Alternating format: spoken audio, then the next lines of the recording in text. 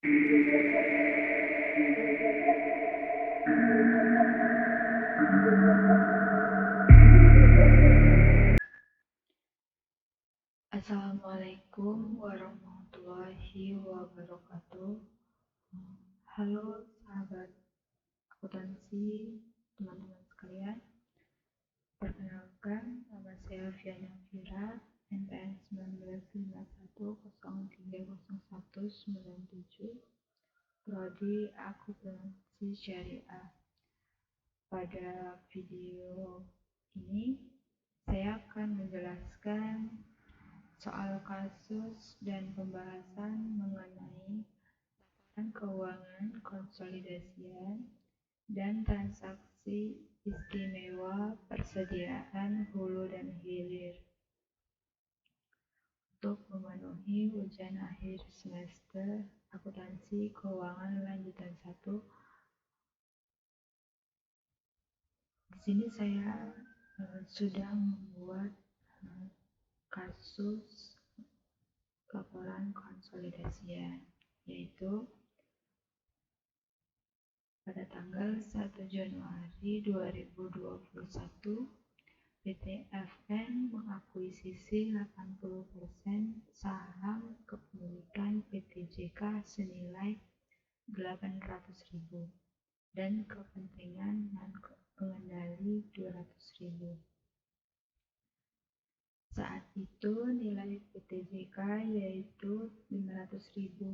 Selisih tersebut diakibatkan adanya perbedaan nilai wajar dan nilai buku, merek dagang, harga paten, peralatan dengan masing-masing selisih sebagai berikut. Merek dagang dengan selisih 40.000, sisa umur ekonominya 0. Hak paten selisih 140.000 dengan umur ekonomi selama 10 tahun. Peralatan selisih min 20.000, sisa umur ekonomi selama 5 tahun. Goodwill 60.000 dan selisih atau diferensialnya 300.000. Selama tahun 2021, PT JK berhasil memperoleh laba sebesar 100.000 dan membagikan dividen tunai sebesar 30.000. Berikut ini neraca saldo PT FN dan PT JK per 31 Desember.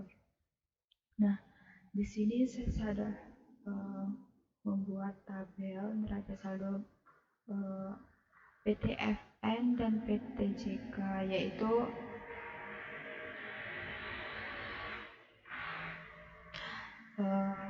terdapat akun aset lancar, investasi pada entitas anak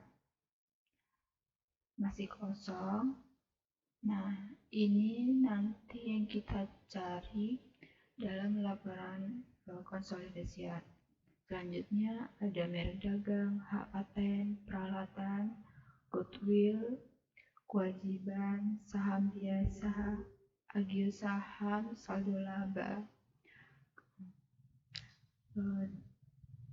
Ada kepentingan dan pengendali, penjualan, penghasilan dari entitas anak. Nah, ini juga yang akan kita cari dalam penyusunan laporan keuangan konsolidasian. Pendapatan pengendali, ada beban pokok penjualan, beban penyusutan, beban amortisasi, dan dividen yang diumumkan. Selanjutnya, data transaksi jual beli persediaan antara induk dan anak. Dalam transaksi hulu itu ada pendapatan jumlahnya 300.000, realisasinya 240.000 dan yang tersimpan 60.000. Dan untuk BPP-nya 150.000, realisasi 120.000, tersimpannya 30.000.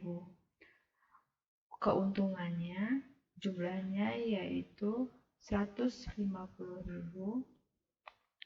realisasinya 120.000, dan yang tersimpan adalah 30.000.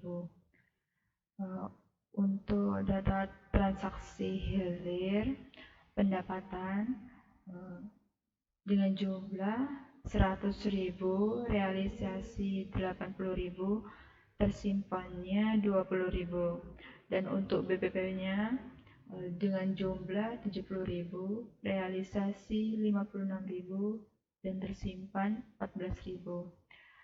Keuntungannya 30.000, realisasinya 24.000, dan yang tersimpan 6.000. Yang diminta yang pertama, berapakah saldo penghasilan atas entitas ANA yang diakui PT FN per 31 Desember 2021? Yang kedua, berapakah saldo investasi pada entitas ANA atau PTJK per 31 Desember 2021? Yang ketiga, buatlah jurnal eliminasi yang diperlukan. Dan yang selanjutnya adalah buatlah laporan keuangan konsolidasi. Nah, di sini saya akan memulai pembahasan mengenai penyusunan laporan keuangan konsolidasi. Yang pertama, dari kasus yang sebelumnya kita baca sudah saya pindahkan di dalam Excel.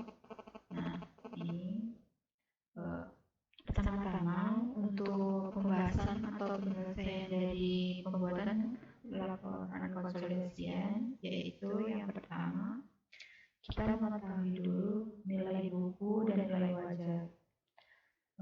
Nilai buku dengan sebesar 500.000 dengan kepemilikan PT FN sebesar 400.000 dan PTJK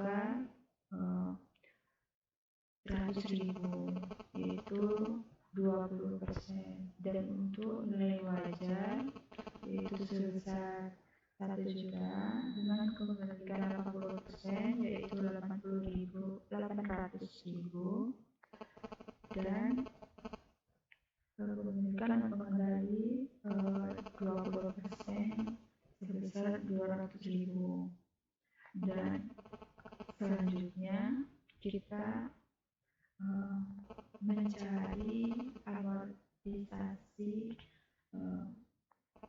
dari merek dagang, hak paten, peralatan, goodwill, dan diferensialnya.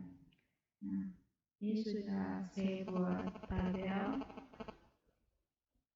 Untuk merek dagang, tadi kan selisihnya 40.000, dengan sisa umur pengaruhnya kosong ya, amortisasinya juga kosong.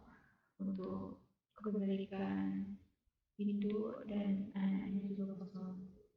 Yang kedua ada hak paten, selisihnya 40.000 dengan sisa umur ekonominya selama 10 tahun dengan amortisasi 14.000. Nah, 14.000 ini didapat dari selisih 140 dibagi sisa umur ekonomi.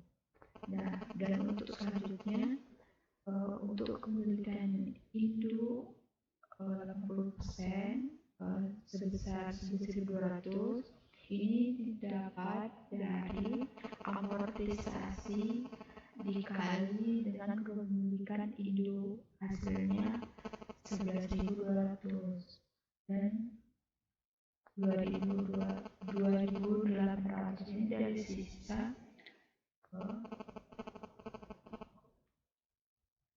amortisasi ini, yaitu 20%. Untuk peralatan minus 20.000 dengan sisa umur ekonomi selama 5 tahun. 5.000 ini juga caranya sama selisih dibagi dengan sisa umur ekonomi. Dan untuk 4.000 juga ini didapat dari hasil amortisasi dikali 80% hanya 4.000, dan untuk mengendali atau anehnya 20% 11.000, dan untuk goodwill 60.000, dan untuk selisih diferensialnya 300.000. Jadi jumlah amortisasinya 19.000, dan untuk kepemilikan ibu dan anak itu 19.000 juga sama. Dan untuk selanjutnya yaitu transaksi bulan hilir yang sebelumnya sudah kita baca, sudah saya jelaskan di sini ya, bulan hilir. Nah, untuk selanjutnya kita menghitung laba yang diakui, yaitu dalam menghitung laba yang diakui ini terdapat akun laba, hak paten, peralatan, hulu persediaan, hilir persediaan, dan selanjutnya adalah laba yang dibagikan. Yang pertama ini labanya sebesar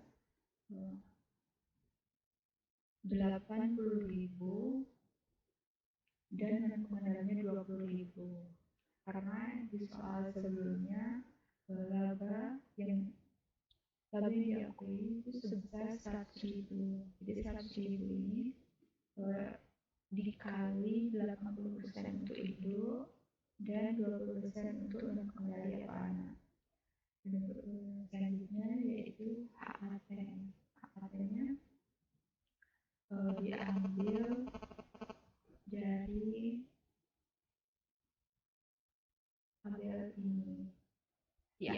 dari hasil perkalian amortisasi. Untuk induknya 11.000 dan anaknya 2.000, 2.800.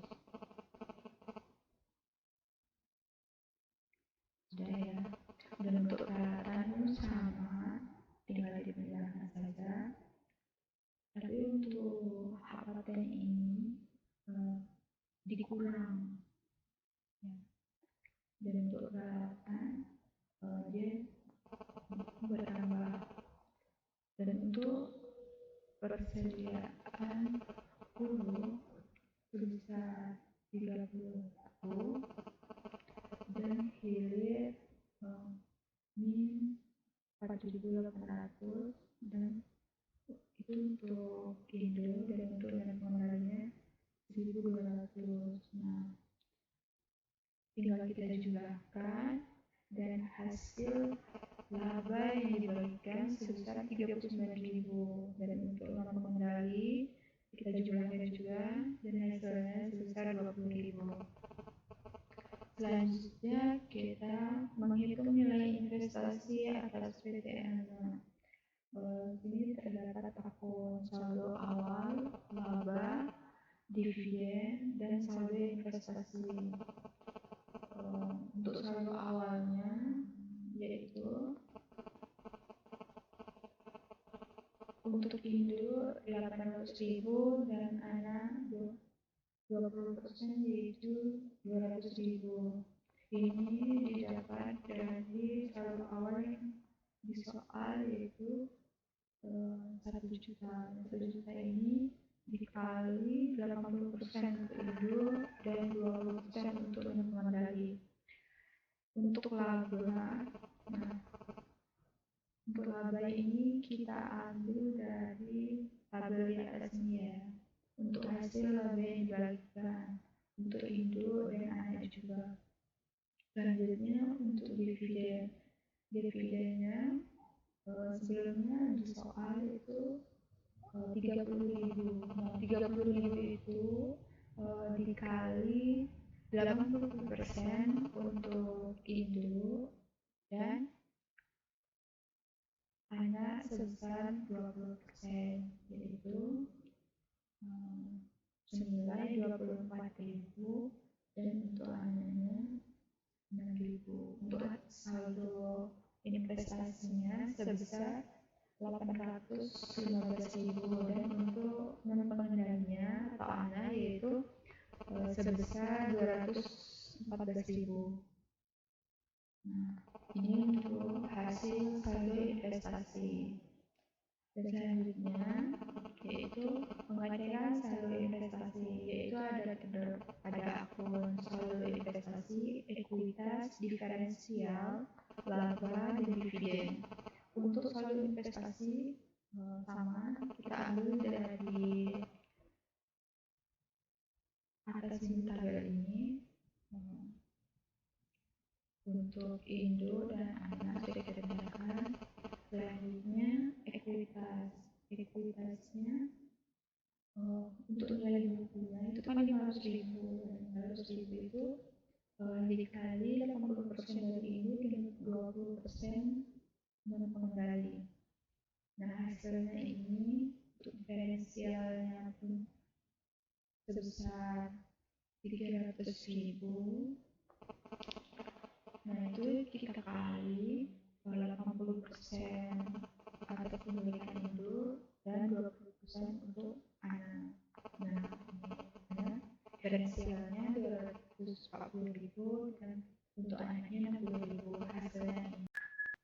Nah, untuk pemeriksaan saldo investasi terdapat akun saldo investasi, ekuitas, diferensial, laba, dan dividen. Untuk saldo investasinya yaitu kita ambil dari hasil menghitung nilai investasi pada ANA, yaitu hasil saldo investasi sebesar 815.000 untuk pemilikan Indo sebesar 80% dan ANA yaitu 214.000 dan pengendali sebesar 20%. Dan ekuitas ini dikurang ekuitas di soal itu kan ekuitasnya dapat nilai bukunya 500.000 itu dikali 80% dari pemilikan Indo dan sisanya untuk ANA yaitu 100.000. Dan untuk diferensialnya kurang diferensial yaitu untuk selisihnya kan 300.000. Nah, 300.000 itu dikali 80% pemilikan Indo dan hasilnya ini. Dan untuk pengendali atau ANA-nya yaitu dikurang 60.000 dan hasilnya ini. Dan selanjutnya dikurang laba. Nah, laba ini dikurang laba kan, ini laba ini didapat dari laba yang dibagikan hasilnya. Kita pindahkan di sini dan hasilnya ini. Lalu dikurang dividen. Di soal itu kan membagikan dividen sebesar 30.000. Nah, 30.000 itu dikali 80% untuk pemilikan Indo dan ANA 20%. Hasilnya ini, maka dijumlahkan hasilnya adalah 0 dan untuk ANA juga 0. Setelah ini kita membuat jurnal eliminasi. Yang untuk jurnal eliminasi yang pertama yaitu eliminasi saldo investasi PT ANA berdasarkan nilai ekuitas menurut nilai buku. Itu saham biasa sebesar 400.000, agil saham 40.000, saldo laba 360.000, pada investasi PTJK sebesar 640.000 dan kepentingan non pengendali sebesar 160.000. Dan untuk eliminasi kedua yaitu eliminasi saldo investasi average diferensial, yaitu merek dagang sebesar 40.000, hak paten 140.000, goodwillnya 60.000, pada peralatan sebesar 20.000, investasi pada PTJK 200.000 dan kepentingan pengendali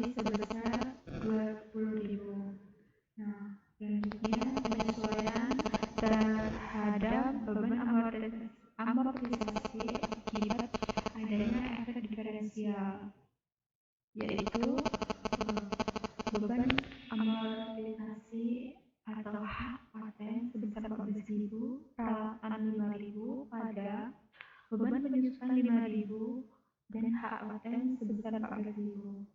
Dan selanjutnya eliminasi yang ketiga, saldo investasi pada pengakuan laba dari entitas anak, yaitu penghasilan dari entitas anak sebesar 39.000 pada investasi PT Deka sebesar 39.000. Selanjutnya, pendapatan pengendali sebesar 20.000 dan kepentingan pengendali sebesar 20.000. Dan eliminasi yang keempat, eliminasi saldo investasi atau dividen, yaitu investasi PT Deka sebesar 24.000 pada dividen sebesar 24.000. Selanjutnya, kepentingan pengendali sebesar 6.000 pada dividen sebesar 6.000. Dan untuk jurnal eliminasi yang terakhir, yaitu eliminasi transaksi persediaan pada hulu dan hilir. Yang pertama, hulu eliminasi transaksi yang telah direalisasikan. Pendapatan penjualan sebesar 240.000 pada BPP sebesar 240.000. Dan hulu eliminasi transaksi yang belum direalisasikan, yaitu pendapatan penjualan sebesar 60.000 pada BPP sebesar 30.000 dan persediaan 30.000. Selanjutnya, hilir eliminasi yang telah direalisasikan. Pendapatan penjualan sebesar 80.000, BPP sebesar 80.000, dan hilir eliminasi transaksi yang belum direalisasikan, itu pendapatan penjualan sebesar 20.000 pada BPP 40.000 dan persediaan 6.000. Nah, ini adalah